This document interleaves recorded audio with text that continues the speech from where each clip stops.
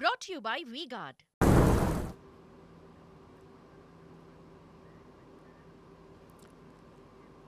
તો ભર ઉનાળે ચોમાસા જેવો માહોલ સર્જાયો છે। ગઈકાલથી લઈને આજ સુધીમાં અનેક જગ્યાએ વરસાદ છે। આપણે બતાવીએ કે રાજ્યમાં શું સ્થિતિ છે, ક્યાં વધુ વરસાદ છે, કેટલા જિલ્લાઓને તાલુકાઓને ગામડાઓને પ્રભાવિત કરે છે આ વરસાદ।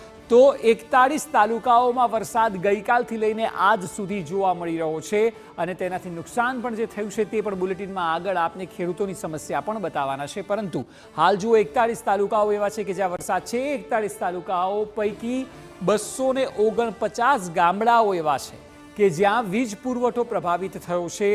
ગઈકાલે જ્યારે વંટોળ આવ્યું ત્યારબાદ વરસાદ પડ્યો તેનાથી 249 ગામમાં વીજ પુરવઠો પ્રભાવિત થયો। 2 થી લઈને 38 મિલીમીટર સુધીનો વરસાદ અલગ અલગ જગ્યાએ પડ્યો છે, વત્તા ઓછા પ્રમાણમાં, પરંતુ તેનું પ્રમાણ જે છે તે 2 થી લઈને 38 mm જોવા મળ્યું। અત્યારે જ્યારે ઉનાળાની સિઝન છે ત્યારે સૌથી વધુ જે નુકસાન થયું છે તે કેરીના પાકને થયું છે, એટલે હવે જો આપ કેરીના શોખીન હો તો કેરી મોંઘી થશે, કારણ કે જે પાક હતો તેને નુકસાન પહોંચ્યું છે। બજારમાં જે પહેલેથી આવી ગઈ છે તે કેરી અવેલેબલ છે, પરંતુ નવા પાકમાં નુકસાન છે।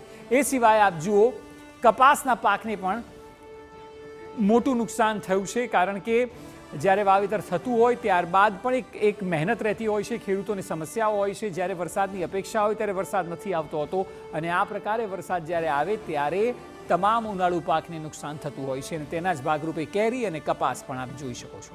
એ સિવાય સૌરાષ્ટ્ર રિજન જે છે, દક્ષિણ અને ઉત્તરમાં પણ નુકસાન થયું છે, મધ્યમાં પણ કેટલીક જગ્યાએ થયું છે, પરંતુ સૌરાષ્ટ્રમાં સૌથી વધારે નુકસાન જોવા મળે છે। Brought to you by V-Guard.